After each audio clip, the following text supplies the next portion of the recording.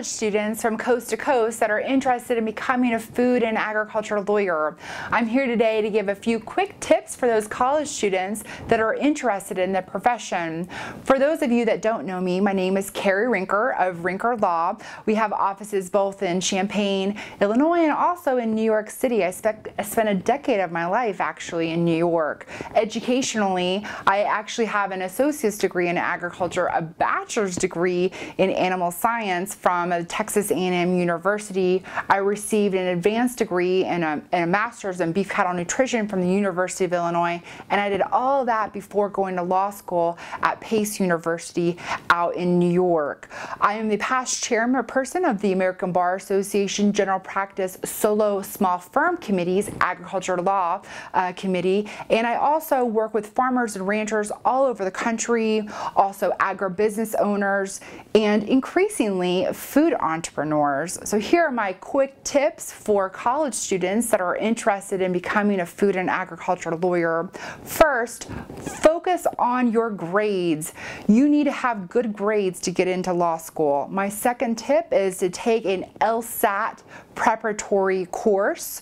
Third, think about internships. Fourth, have good relationships with those professors. We'll talk more about that here in just a second. My fifth tip is on how to pick a good law school for you. And sixth and finally, network with both lawyers and non-lawyers. First, it is paramount to get good grades in order to get into law school. I wish I could tell you that this is the most important thing to get into law school. Unfortunately, it's not. I think it's probably more the LSAT score, but those two factors, by and large, will dictate whether or not you get into law school and what law school that you get into.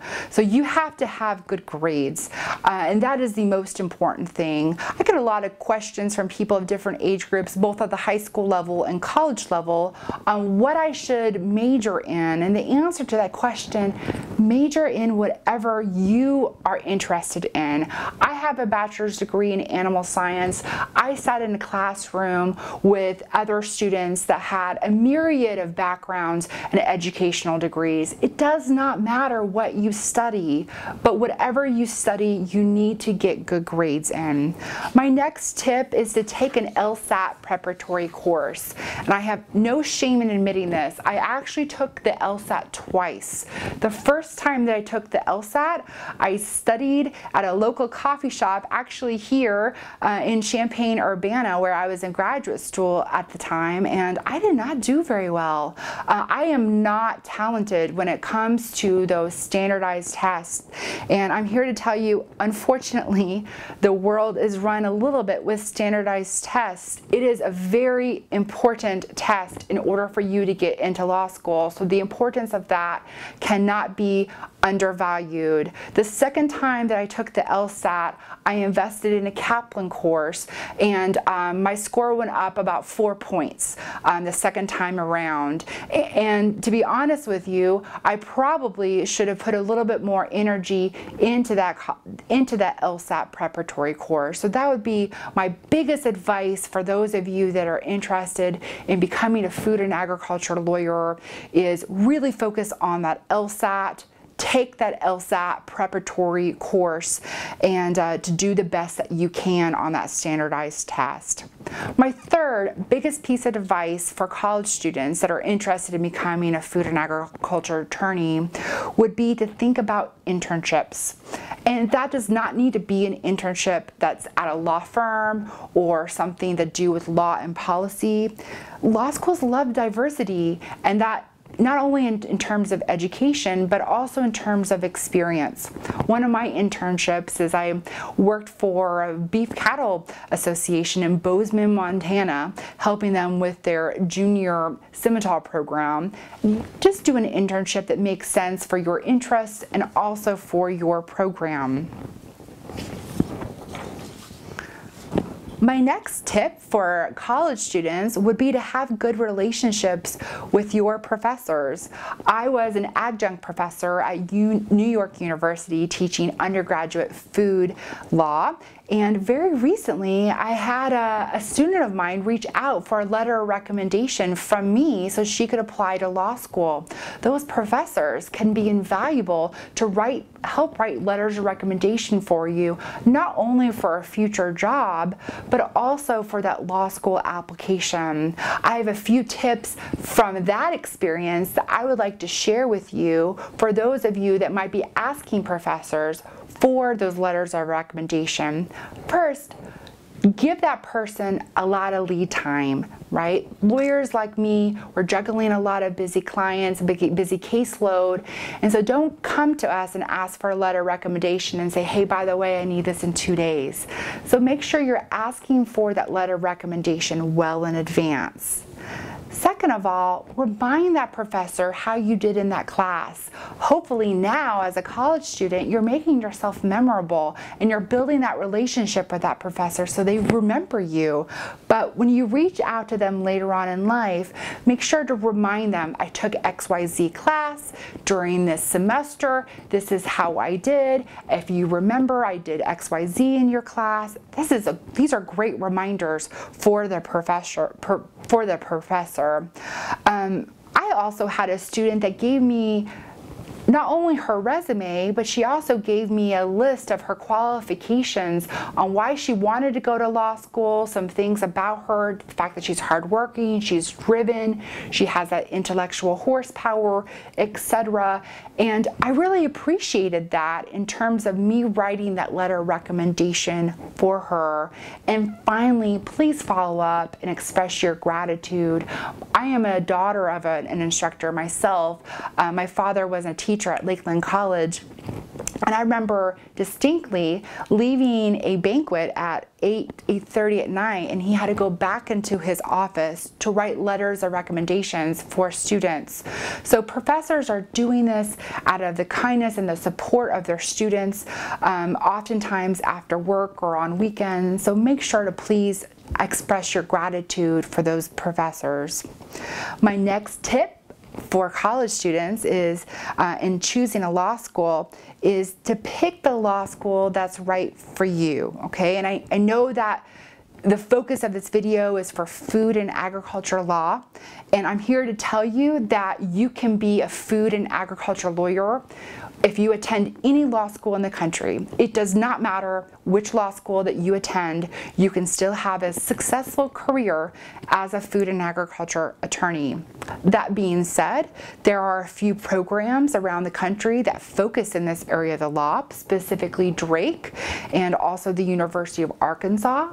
There are schools like Vermont Law School and even my alma mater, Pace University, that's having a strong presence now in the food and agriculture law academic world. But ultimately, you need to pick a law school that's right for you. I went to a private law school in and around one of the most expensive geographic locations in the country. And at the time, it was the right decision for me. But looking back, you know, I had opportunities to go to a public law school, a state law school, and perhaps I would have a whole lot less student loan debt. And so ultimately, you need to decide on the law school that's right for you academically. There are certainly different tiers of law schools in terms of the rankings, but also in terms of geographic location and price. Another consideration when choosing a law school is that you're going to learn the law in that state. So for me, I went to a New York law school. In a lot of my classes, I was learning New York law. That was preparing me to take the New York bar. I was sitting around the classroom with colleagues who were also taking the New York bar. I was developing contacts with lawyers who were there in New York. You get on a train when you get to law school, and understandably and naturally, I took the New York bar after graduating from my New York law school. So if you know for certain that you want to practice law in, let's say, Indiana, then you should think about seriously going to a law school in the state of Indiana or Illinois or wherever it is. So think about that train as one of the several considerations in choosing a law school. My next tip is to network with lawyers. This is mission critical for those of you that are in college and are considering a career in food and agriculture lawyer. I grew up in a town of 5,000 people. We had not very many lawyers in my hometown. I did not know really what an attorney did. And it wasn't until I was actually in college and I was interning on Capitol Hill in Washington, D.C., where for the very first time I was having conversations with lawyers and learning about what the profession really was. And so for those of you that are interested in being a food and agriculture lawyer, take this opportunity to have those informational interviews with lawyers. I think that is the best advice I can give to you. Being an attorney is not what it looks like on television. We are not an episode of Law and Order. So being an attorney